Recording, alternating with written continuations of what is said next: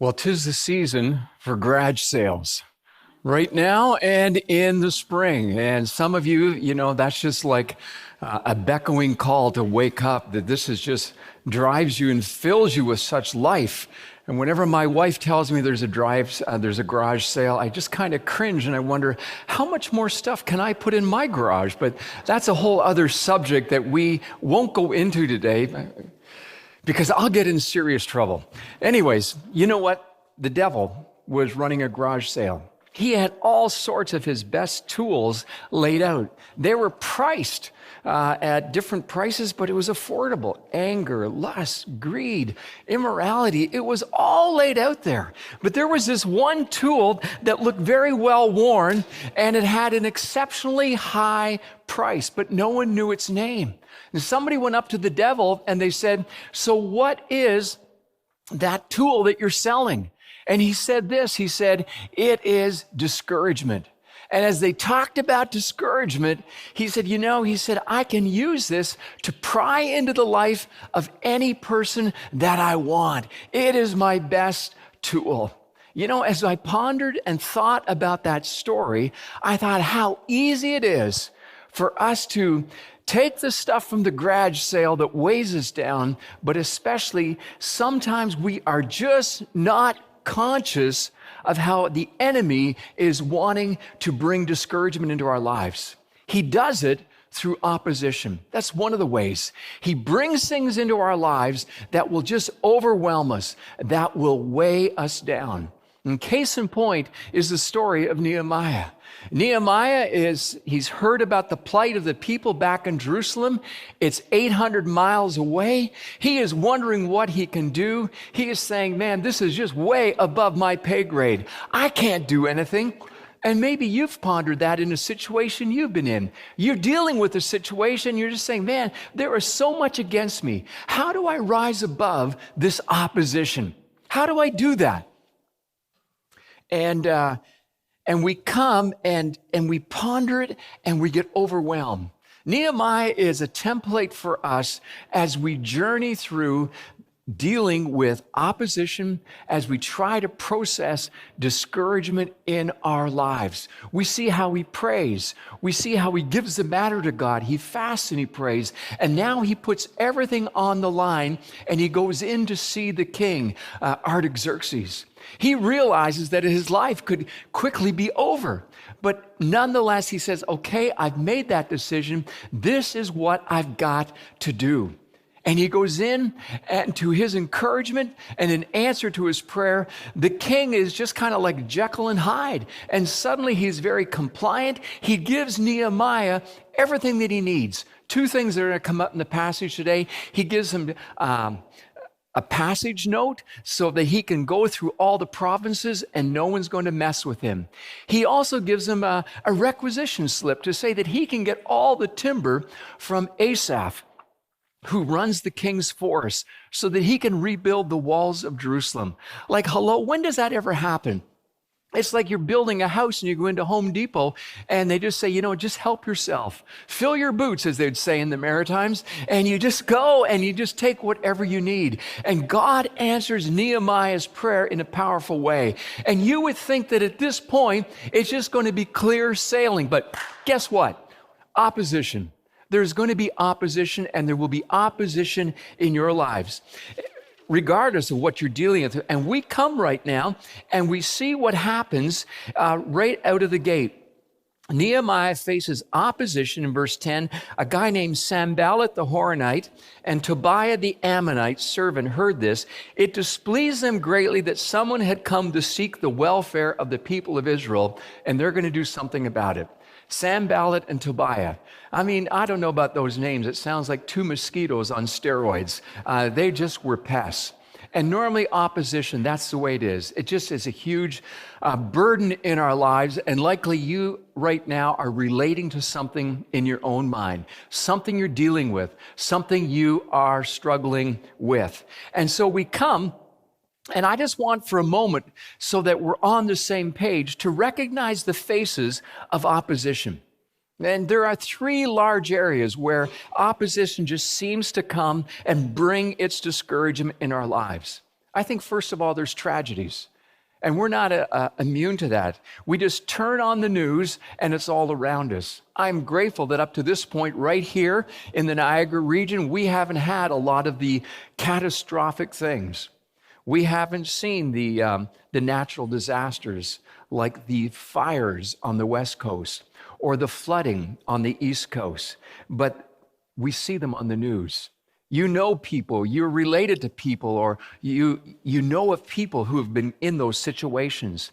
And then there's the whole issue of war, the tragedies that are continuing to go on. And war is an awful tragedy. You know, I was intrigued. The United Nations started in 1945, right at the end of World War II. And its purpose was so that, they would have a united front to end wars. But wars have been going on and on and on. And some which said the only time there's actually been peace since the United Nations started is when everyone stopped to reload their guns, just for that moment. War is constantly there, and we see the plight of people as they're suffering. And then we see the pandemic right now. We see how the pandemic has hit everyone. It's given a sudden twist in the States with President Trump contracting this disease. And all of a sudden, we realize that the White House, with all its security system and its bars, is not even immune to that attack. And so there's a sense of discouragement because of the opposition that is there. But it also is on a lower level where I live, and maybe you live as well. I was talking to a friend on the West Coast. He's an older guy right now, and he had been my accountant for many years. And as I was chatting with him, and I love to poke fun at accountants. They all kind of stereo-face. You're not the greatest extroverts, they would say. But man, you want to have a good accountant if you're going to run a business, if you're going to run a church. And my friend Lowell, I can push back a little bit with him, and we jostle back and forth. And we were talking about the depression that people are going through. And Lowell, if he played poker, he would have a poker face. You know what I'm talking about? You just can't read him. You got to really, push the stick in so that you can hear him, and get a response from him. And regardless, as we talked about people being depressed, he said to me, he says, I struggle with it as well too. And I just paused for a moment. And I thought, you do? And it was that level of just all the things that we enjoy doing, we're not able to do anymore, and how it's impacting us. So there are tragedies. There's also circumstances. And circumstances raise a large opposing wall in front of us. It often happens when circumstances hit us. It's when the unexpected happens. Think of the Apostle Paul. The Apostle Paul, he wanted to go to Rome to preach the gospel. Instead, he lines up there as a prisoner. And, he gets there. That's not the way that he wanted to be. That's not how he wanted to get there.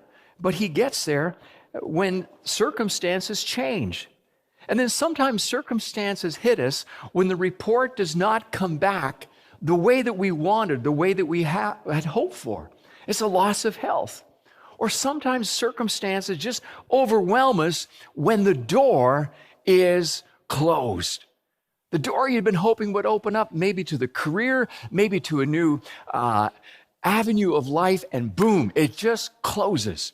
How do you handle that? How do you deal with that opposition? And then there are people. Oh my goodness. Everything would be perfect if it wasn't for you and me. Just thought I would throw that in. It's always people. Someone said the problem with churches is the people. And, we can have a little bit of fun at that, but let's just think about how people create so much opposition in our lives. A lot of times it's because they don't live up to the expectations that we have for them. And so we get disappointed. Are you disappointed with someone because they haven't lived up to the expectation? And sometimes people, they just say nasty things. And there are times we get to that point where we almost become cynical and we say, well, who is it that we can trust? And sometimes it's people, they do nasty things. And we're so conscious of that. And you've experienced that. Maybe you've had somebody speak a word against you or just ignore you. You've worked faithfully alongside of them. I think of a man who helped, his superior, his boss, to succeed and to achieve, and he was kind of just left behind after investing so many years. That was just wrong. And that story can be told over and over again. But have you ever thought that God brings people into your life so that you can grow godly character? Have you ever thought about it that way? You know, people have come up with categories for people. There are the VDP people. You know what they are? Very draining people. And then there are the VTP, the very toxic people. Then there are ones called EGR people, extra grace required just to be around them. I call them, then there's the VNP, the very nasty people, and of course the VTP, we already mentioned that, the very toxic people. And the list can go on, and you can add to it, but in the midst of whoever it is that God has brought into your path and you feel like they're opposing you, they're just giving you grief. How many times have I heard somebody share with me about their boss or their person that's right over top of them? They just give them grief. They're not giving them the freedom to express themselves. Could that be you today? I want to suggest that in the midst of that, God is encouraging you to see this as an opportunity for you to grow in godly character. As you pray for them, as you process, as you say, okay, Lord, show me how I'm to navigate in the midst of this. Enter Nehemiah. Enter Nehemiah. With all that as the backdrop, we want to come now and we want to unpack how Nehemiah handled the various phases of opposition that he was dealing with. And there are principles that I want us to take home today. Here is the first principle. When we're dealing with opposition, realize that God has a plan, man has a purpose, and the choice is up to you. God has a plan, man has a purpose, the choice is up to you. I want you to say that with me out loud, all right? Realize that God has a plan, man has a purpose, and the choice is up to you. And it'd be very fitting when you say the choice is up to you to point to the person beside you or 6 feet away from you and just point to them. But what was God's plan? In the back of Nehemiah, as he's addressing all these issues and the opposition that he's facing, he realizes that part of God's plan is the redemptive work for his people. We see that in the book of Exodus, where the Israelites are in bondage to Pharaoh, and it says God heard their cry. He raised up a deliverer. He raised up Moses. And at different times when the Israelites would go through difficult times, God raised up a deliverer. Ultimately, he raised up the Lord himself. He came and became man amongst us, and he walked amongst us, and he lived, and he died, and he rose again so that we could have a Redeemer. We have a Savior. And the heart of God beats for you and I to be restored to him. We see this in Nehemiah. God raises up Nehemiah. Nehemiah is the one, he has a purpose. And maybe you're unpacking, what is my purpose in life? And that's a great question. God wants you to walk in your kingdom potential. And Nehemiah probably is thinking, I'm the most unlikely person. Hey, I'm the king's cupbearer. But God placed him there for reasons we unpacked last week, to listen in to the generals as they would come and go, to the builders, to all the leading people, the tradespeople, and the politicians of the day. They would come before the king. And Nehemiah was listening. It was like his own little classroom where God was preparing him, and he didn't know it. Could it be that with the people that are around you, the tragedies you're dealing with, the circumstances, the opposition that you feel in your life, that God is using that to prepare and equip you for something? I think so. I think so. And in the midst of this, we have to recognize that what Nehemiah walked into, as he said, Lord, I'm going to walk into my purpose that you've created me for, as much as it is greater than I can even imagine how I could ever get back to Jerusalem. God was orchestrating all the pieces. That's the beautiful thing about the story of Nehemiah. But in the midst of God orchestrating the pieces, there's opposition. There's opposition. So why is it to be any different for you than it was for Nehemiah? Why should it be any different for me? But we're left with a choice, because you see, when God has a plan and man has a purpose, the choice is up to us. And Nehemiah had to walk into the choice. We all have that decision to make. Are we going to walk down this path where God is nudging us and calling us, or are we going to resist? There are so many examples of people in the scriptures who were at that crossroad. I think of just one back a few pages in my Bible, and that's the story of Esther. You might not know the story of Esther, but she was also a captive during this period of captivity. And at this point, there was a man named Haman who wanted to destroy the Jews. But for various reasons, Esther is chosen to be the next queen. And as she is chosen for that position, her uncle Mordecai comes to her when he hears about this hideous plan to destroy all the Jewish people. And he says, God has put you in a place. And we read these words in Esther chapter 4. It's not going to come up on the screen, but let me read them to you. And they told Mordecai what Esther had said, and Mordecai told them to reply to Esther, do not think to yourself that in the king's palace you will escape any more than all the other Jews. For if you keep silent at this time, relief and deliverance will rise for the Jews from another place. But you and your father's house will perish. And here it is, and who knows whether you have not come to the kingdom for such a time as this. For such a time as this. I see that over and over as God brings people into a church to take on ministries, to serve. I've seen that happen recently with different people who've just stepped up to help with our food bank. I've seen that with youth ministries, with our children's ministries, our prayer ministries. And I believe there are more ministries that are going to propel the church into the community to be God's representative, but He's inviting you and He's equipping you. And you might be saying, oh, that's not me, it's somebody else, it's somebody else. Maybe you're to be doing ESL, or maybe you're to be doing something else, and God is putting it on your heart. And I want to encourage you to think about the fact that God has a plan, man has a purpose, but the choice is up to you. We have to choose if we're going to step into what we believe God is calling us to do. My wife and I have experienced that many, many times. When the call has come, would you uproot and would you move and go to a place? We had to make the choice.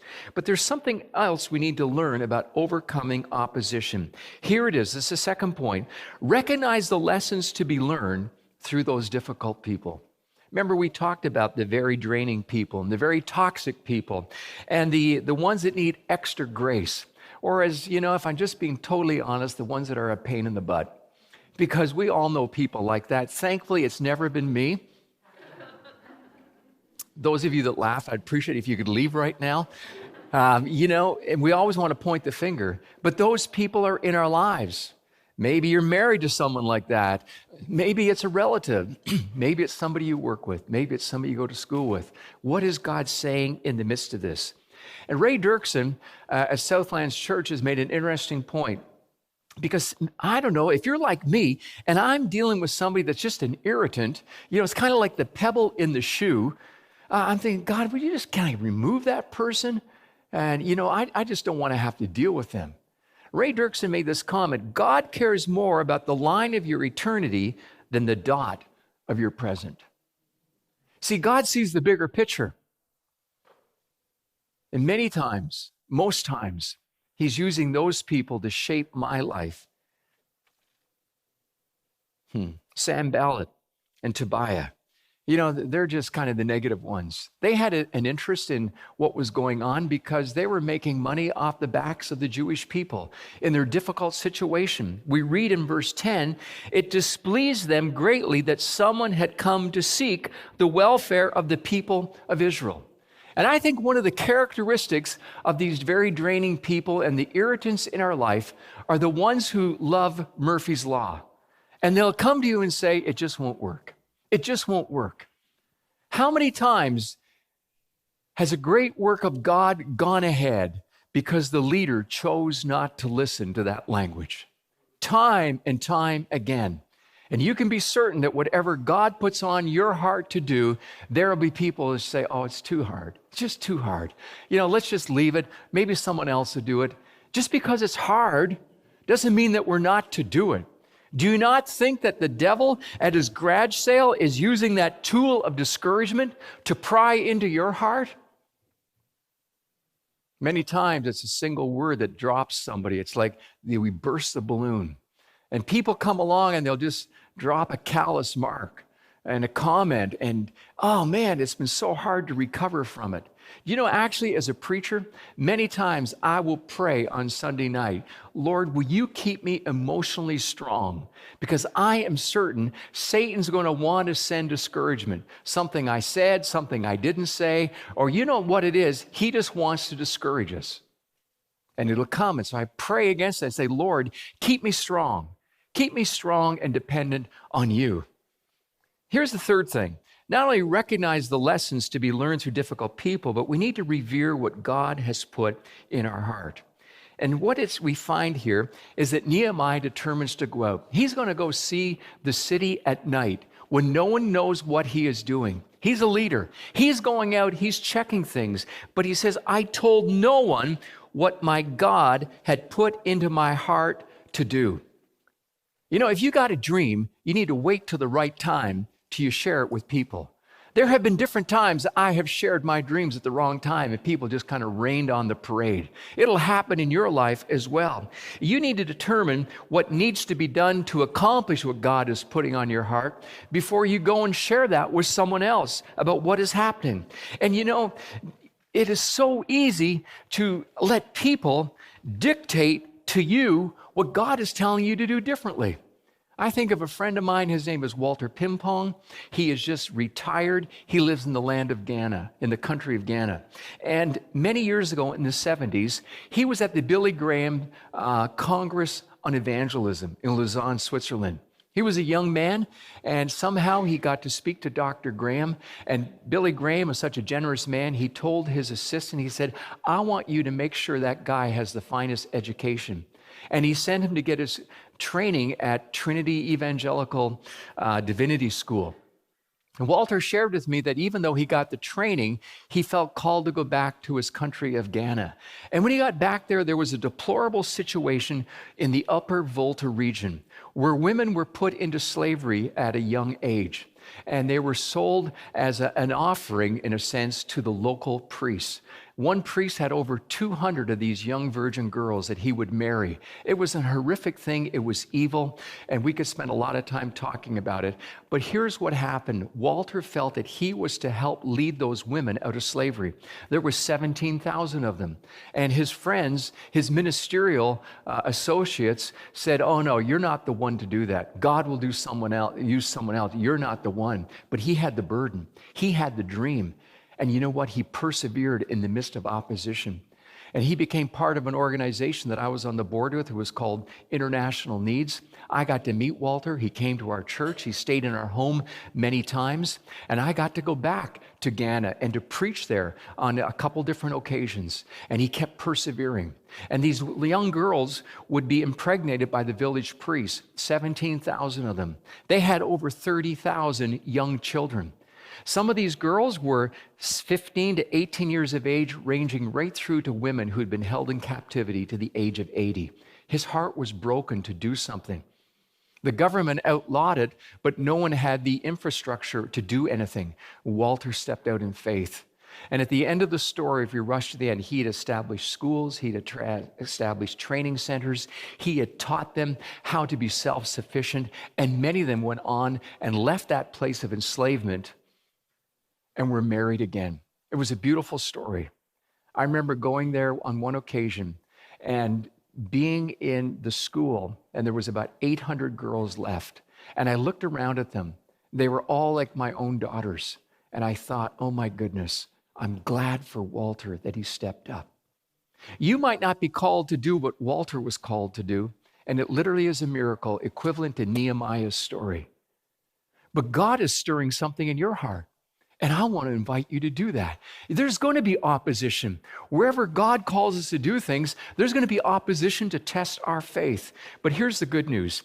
We need to rehearse the stories of God's faithfulness. So at the right time, Nehemiah does this. Look at verse 18. I told the people around him, of the hand of my God that have been upon me. He's got a fresh story. He said, God just gave me all that I needed through the king. Now we're going to be able to press through this next barrier. He had seen the walls. He was seeing they were devastated. He's thinking, man, that's backbreaking stuff. My hands are going to be raw. They're going to be blistered. But he thought, God's going to move us through. And God used him to raise the energy level of those people emotionally and the leaders. And then notice what happens. They rehearsed the stories of God's faithfulness. He said, and I told them. And I told them. I could tell you all sorts of stories of how God has been faithful. But you know, folks, we need to tell new stories. And as a church, that's where God is calling us to go, to partner together with him and to tell the fresh stories of faith. And then as we rehearse the stories of God's faithfulness, we reinforce your situation with encouragement. And we see that the phrase, it says, when I told them of the hand of my God that had been upon him, suddenly the people that were discouraged, was the priests, the rulers, the laborers who were there back in Jerusalem, guess what they said? Let us rise up and build. So they strengthened their hands for the good work. The idea of strengthening their hands means they encouraged each other. I read the story of David and Jonathan. David is running for his life, and it says that Jonathan came to him in the wilderness of Horeb, and he encouraged him in the Lord, or he strengthened him in the Lord. I'm going to tell you, encouragement beats discouragement any day.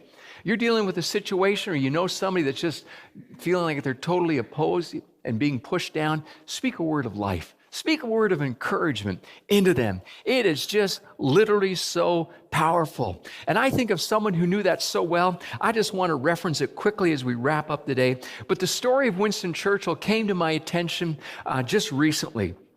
And here's a line he said. You remember he gave 3 speeches in 1940 to rally the British people. He said, we shall not flag or fail. We shall go on to the end. We shall fight in France. We'll fight in the seas and oceans. We'll fight with growing confidence and growing strength. We'll fight on the beaches. We will fight on the landing grounds. We will fight in the fields and in the streets. We will fight in the hills. We will never surrender. And in another radio speech to the U.S. president on February 9th, 1941, during a radio broadcast, he said, give us the tools and we will finish the job. And I believe God has given us the tools that we need to reach the world with his love. I believe God has even positioned North End Church for such a time as this. He's provided us with technology. He's provided us with passionate people who want to serve God. He is raising up an army of people, and there will always be opposition, but I want to encourage you in the name of Jesus to stand up, to call opposition for what it is, and tell the devil to get a hike, remind him of his destiny, and press on with what God has called you to do. You're in a painful situation, say, Lord, I need extra grace and I need love for those people. You're in a situation that you're just saying, Lord, I don't have the resources, the finances, but I believe you want me to do this. You call out to God and say, God, will you break down that wall of opposition? Will you provide the need? Because my God is able.